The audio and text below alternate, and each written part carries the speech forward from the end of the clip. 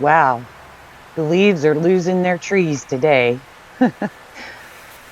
It's raining leaves. A few days ago, my hubby was telling me that he can't get his breakfast burritos anymore that he usually takes on his way to work in the morning.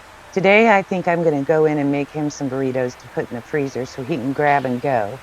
And I want to inspire you. Perhaps you'd like to make some too. Come along with me.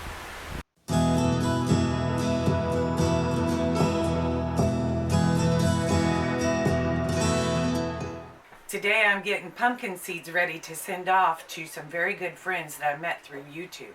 Marella and Chris from Blackpack Homestead has really become good friends and great supporters to me.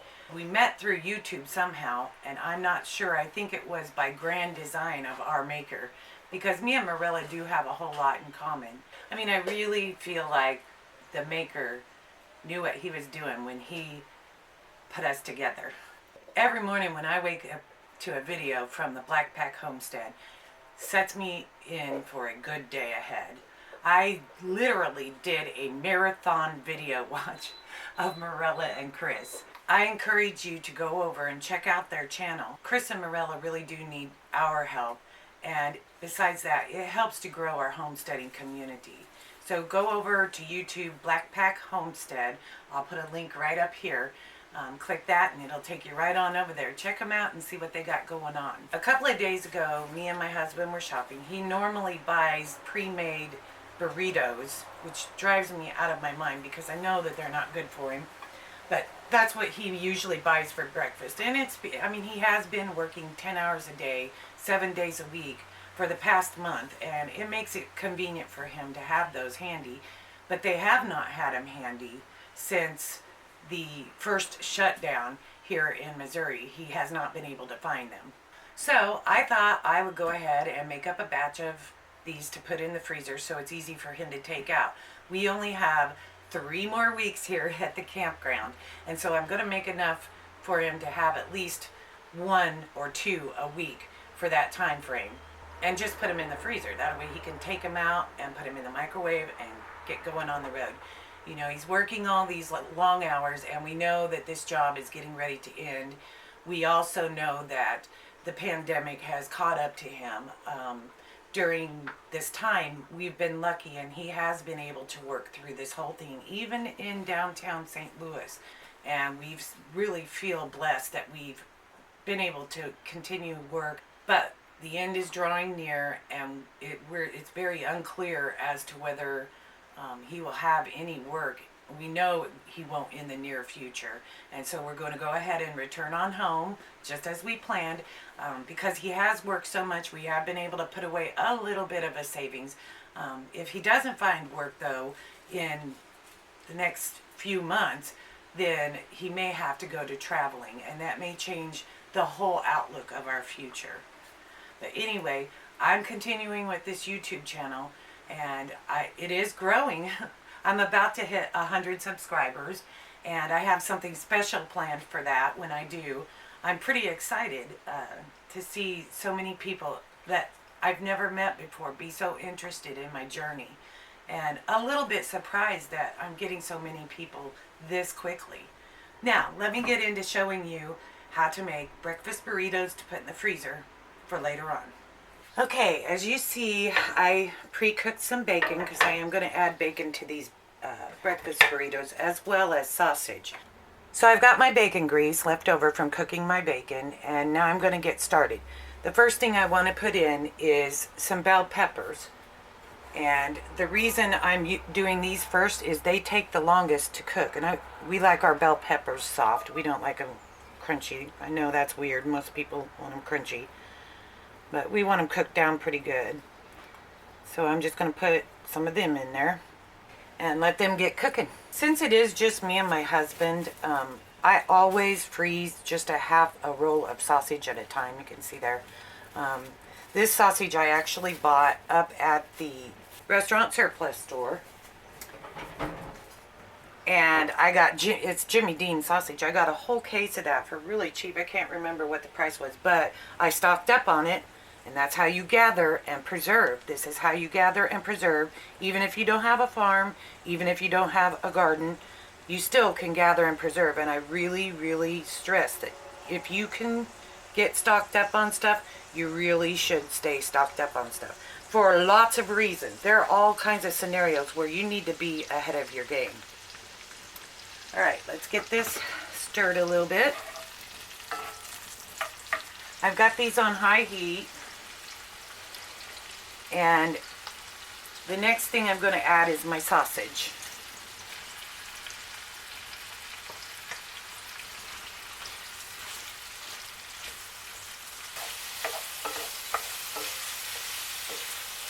Now that I have my sausage and my bell peppers heated pretty good and starting to cook, I'm going to go ahead and add some onions.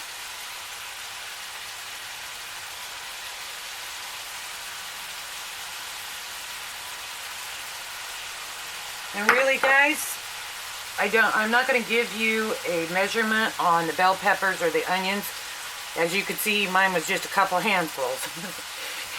That really just depends on your taste, what you like. And you don't have to use you could put jalapeno peppers in there if you wanted. I'm sure he would appreciate that, but I don't have any now because he does like a little bit of spice. But I don't have jalapenos right now. He'll have to use his little hot sauce that I got him. I'm just going to cook that down. Just keep stirring. I want to make my sausage pretty small so it spreads out pretty good throughout the breakfast burrito.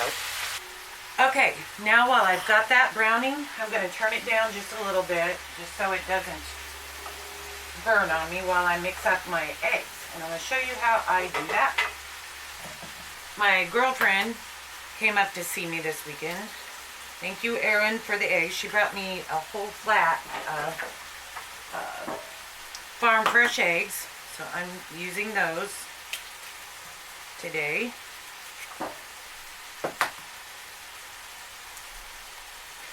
And again, there's no measurement. You can use as little or as much egg as you want in this burrito. You just got to decide how many eggs you want. I think I'm going to put about 6 of them in there for mine.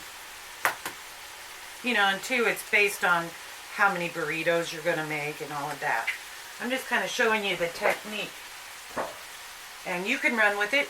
Oh, look at that one. That's a big egg. I wonder if it's a double yolker. Nope, no double yolker, just a big egg.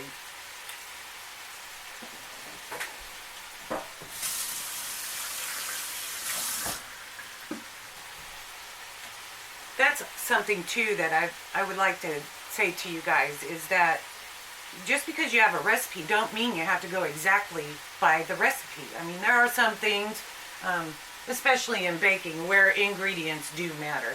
But when you're cooking like this, there's no right or wrong way. You know what you like to eat, so that's what you need to put the most of in there. Alright, I'm going to give my sausage a quick stir and get back to the eggs. Hang on. Alright, now, I like to salt and pepper my eggs, my scrambled eggs when I make them. Just a little bit. I don't put a lot of salt in there because I want people to decide how salty they want their food. Now, whip them up.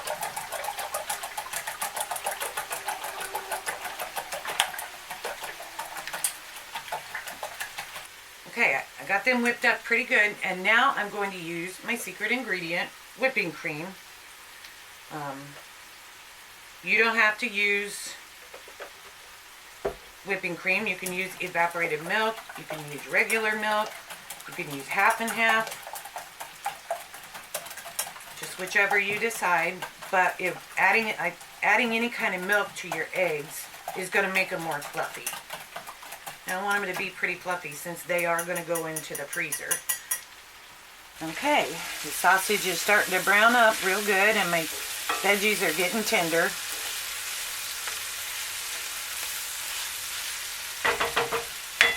And now I'm going to add the bacon. Just grab me a handful there. I'm also going to make my meatloaf. If you guys haven't seen that video, you can go back through and see how I make meatloaf. And I'm going to use my bacon, some bacon in the meatloaf this time.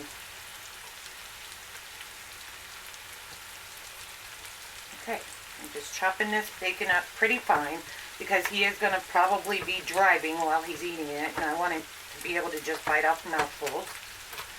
I don't have to worry about so much falling out of his burrito fry. Put that in there. Now, this bacon I just lightly cooked in the oven so it would have a head start, and I wanted to use the grease to fry my vegetables in just for more flavor.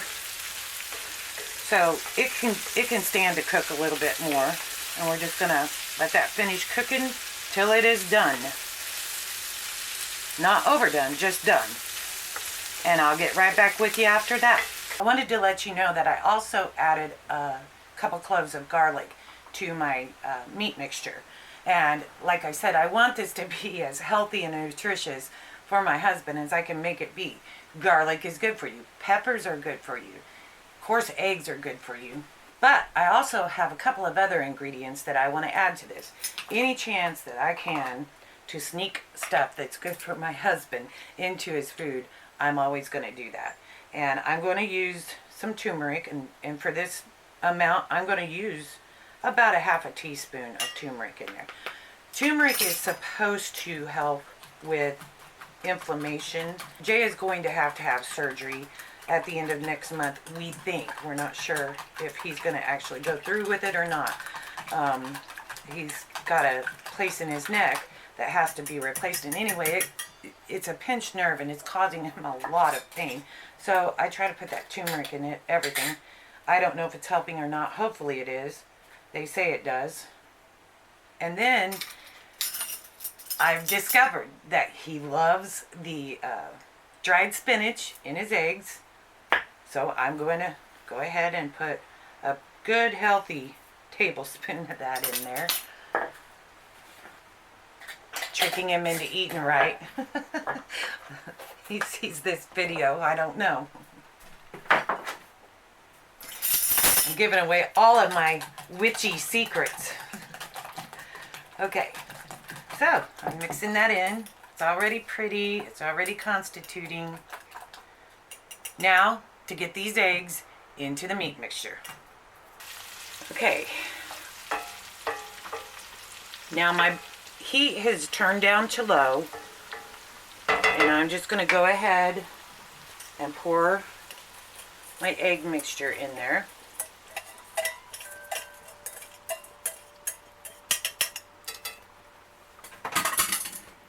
Use a rubber spatula, get all that goodness out of there. Plus, it'll be easy to wash up.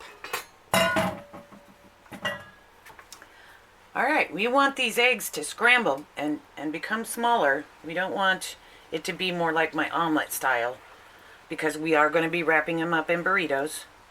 So I'm immediately going to start stirring those eggs and mixing all that goodness together. I think I can turn my heat up a little bit now. The bacon grease that I cooked them in is going to help keep it from sticking to the skillet. As you can see, I'm just continuously stirring it. And we'll make sure it gets done. And we don't want it to burn. And we'll just let that cook until it cooks up. And it will take a little while because remember, I did put that cream in there, so it's got a lot of moisture in it. But that's going to help keep those eggs fluffy and give it a great flavor too. So I'll keep working on this, and I'll get back with you whenever I start rolling them up. Now, you want to let your egg mixture cool pretty good before you start working with it. Mine's probably still a little bit too warm, but I'm running out of time here before I have to really get going on this. So I'm going to go ahead and show you how I fold a burrito. I've never been taught how to roll a burrito, so if you guys do this different, more power to you. The first thing I do is I put a couple tablespoons of my egg and meat mixture. Then I'm going to put some cheese in there. Gotta have good for you cheese. And you kind of have to work with it with your hands. I'm going to fold that over. Then I'm going to pull this one over. Then that one over. And then I'm going to roll it like this. And I'll tell you, it takes a little bit of practice. Don't get frustrated. I mean, who says a burrito has to look a certain way anyways? As long as you can get it in there, get the toothpick in it, and get it in the pan and get it frozen, then it should stay together when you take it out to put in the microwave. I'll do one more for you, show you how I did that.